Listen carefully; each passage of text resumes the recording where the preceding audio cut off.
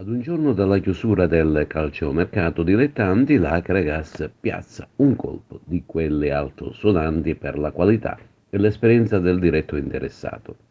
Si tratta del forte difensore palermitano Stefano Procida, classe 90. Procida ha scelto di venire ad Agrigento dopo tanti anni di Serie C1, C2 e D, sposando un progetto che gli è subito piaciuto parlandone con il presidente Giovanni Castronovo. In carriera ha iniziato un'esperienza in Serie B con una squadra belga, il Visé, poi 2 anni ad Alessandria e Terni e il settore giovanile tra Torino, Napoli e Palermo. Poi Troina, Pinerolo, Cuneo, Delta Porto Tolle, Vibonese e Licata e ultimamente è stato in forza al Real Giulianova. Con quest'ultima squadra ha regolarmente svolto la preparazione precampionato, per cui dovrebbe essere pronto per essere inserito nello schieramento titolare. Intanto la squadra si sta preparando a dovere in previsione del debutto in campionato contro il Mazzara domenica prossima allo Stadio Seneto.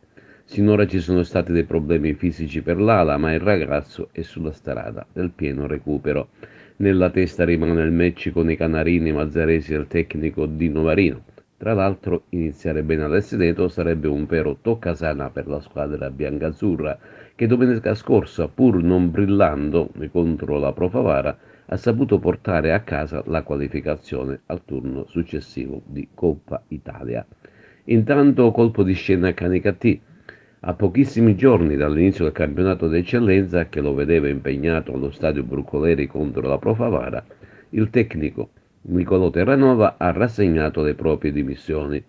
Oltre a Terranova lasciano Canicattì il preparatore atletico Gianluca Amato, il preparatore dei portieri Pietro Catalano e la nutrizionista dottoressa Sandra Greco.